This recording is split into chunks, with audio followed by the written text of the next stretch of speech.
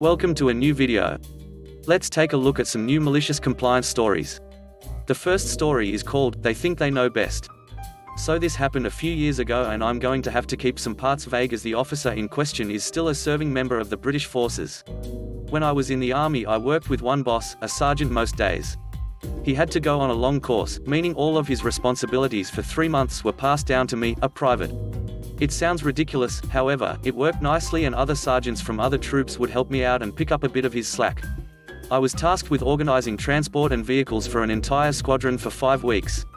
This including making sure vehicles was fit to travel and stay out for 5 weeks. Everything was running perfectly with 4 days to go on Thursday before we left. All the vehicles were lined up neatly on the parade square, all the equipment was loaded safely and accounted for. I had done my inspections and had a sergeant do a second one, so we were both happy and had a 7,000-litre fuel tanker full and ready for the 5 weeks up there. There was an officer in charge of this exercise who felt the need to always prove himself to people. He came up and was immediately annoyed I had a fuel tanker. He said it would get stuck and wanted packed fuel instead. Totally ignoring my opinion as a professional driver, he insisted we take packed fuel and insisted we could carry enough on one fuel truck. He also said he sent an email to my boss's account to tell me a fortnight ago. But I can't read my boss's emails.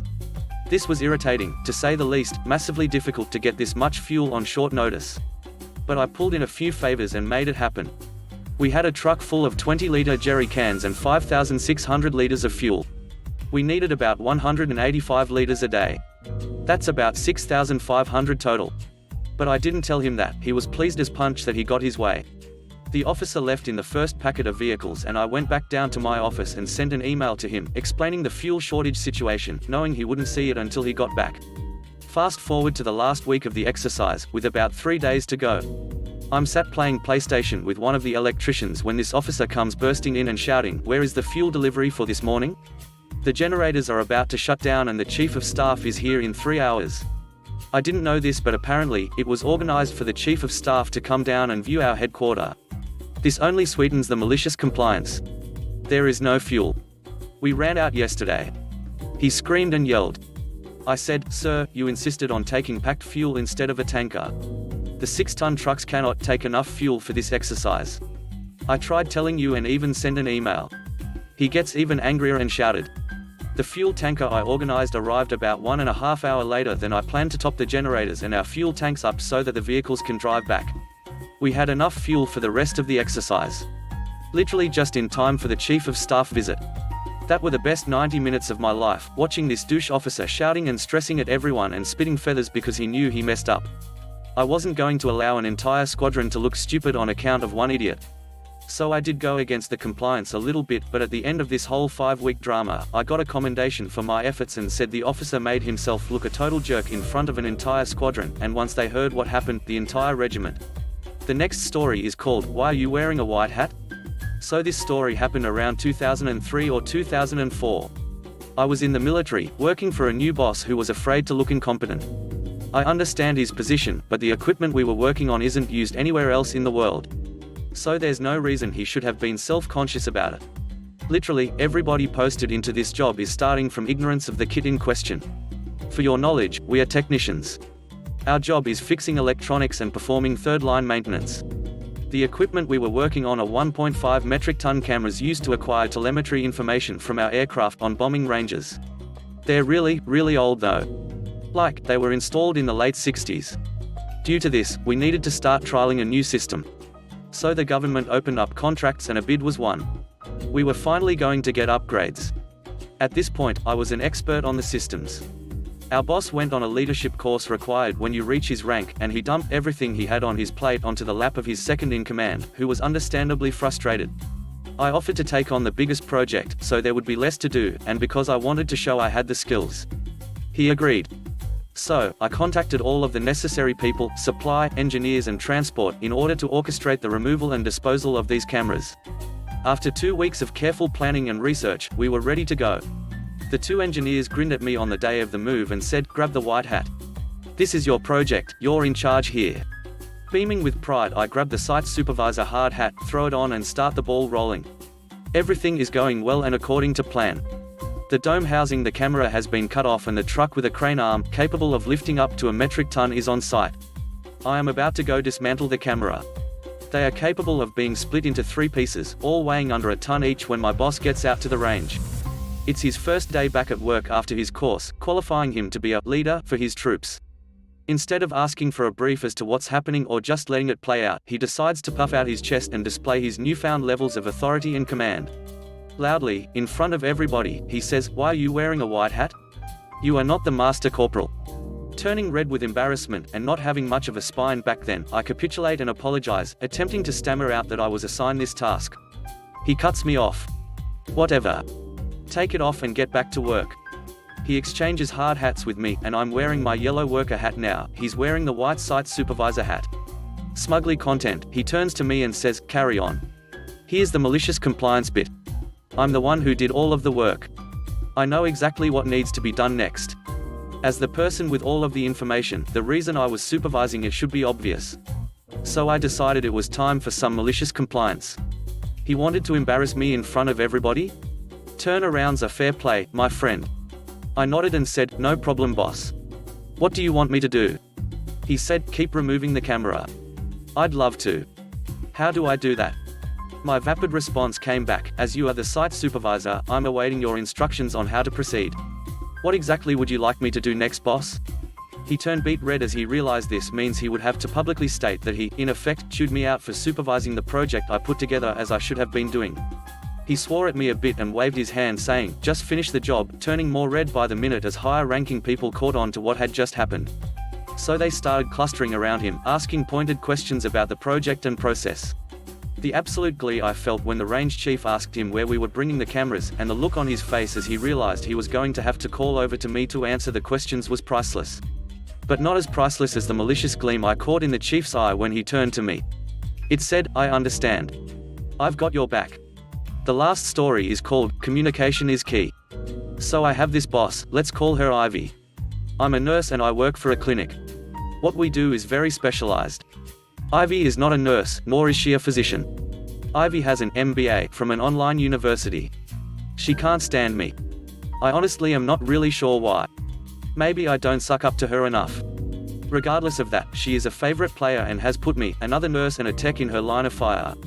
I've been a nurse for nearly 20 years. I'm very good at my job.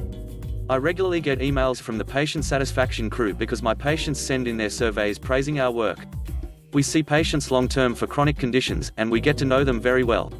I've only been late once in the past year, due to a massive interstate pileup, and I've only called in 3 times for actual illness and provided work excuses.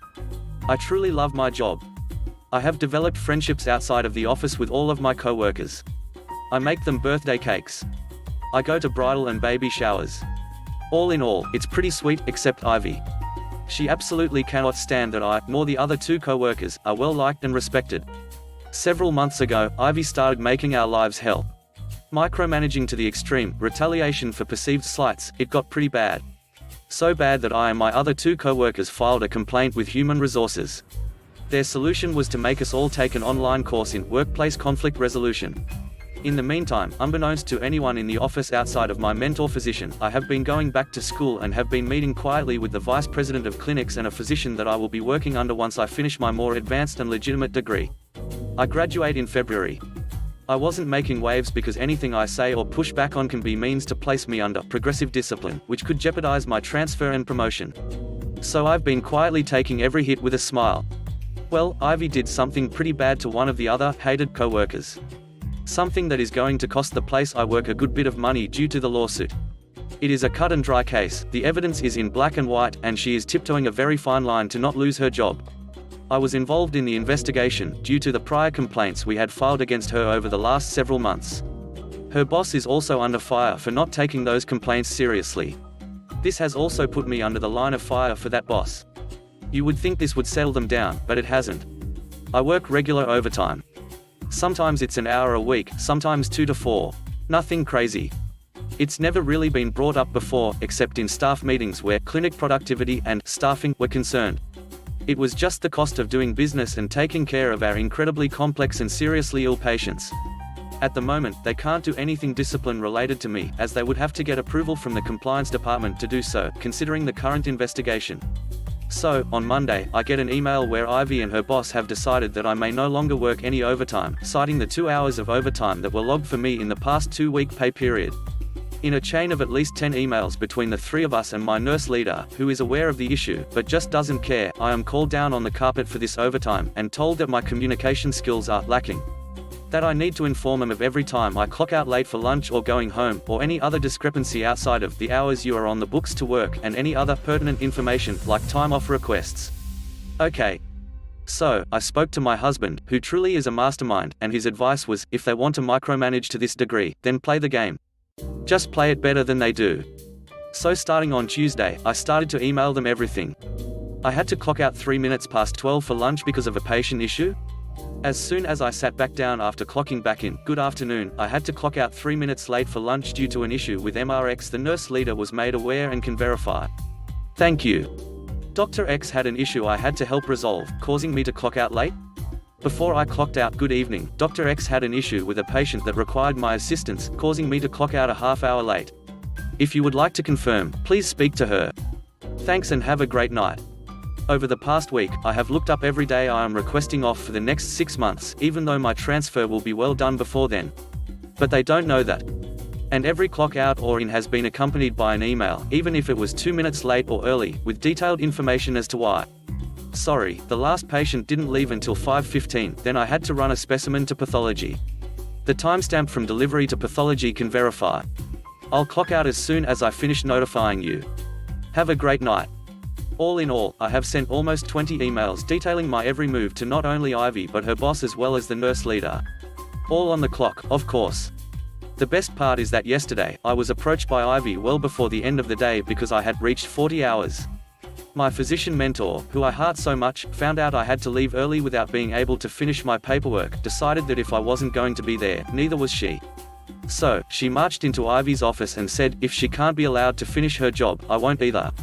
Then she left with me after I sent an email to everyone stating, good afternoon, per Ivy's request, I am clocking out today at 2 due to reaching my work hours for the week. Have a great weekend. The rage was coming off of her in waves, and it was glorious. Either she will continue to quietly seethe every time an email comes up from me, or she will be forced to tell me to stop and pipe down about my hour or two of overtime every week.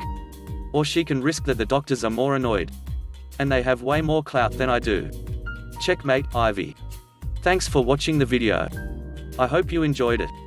If you did, please consider subscribing to the channel for more content.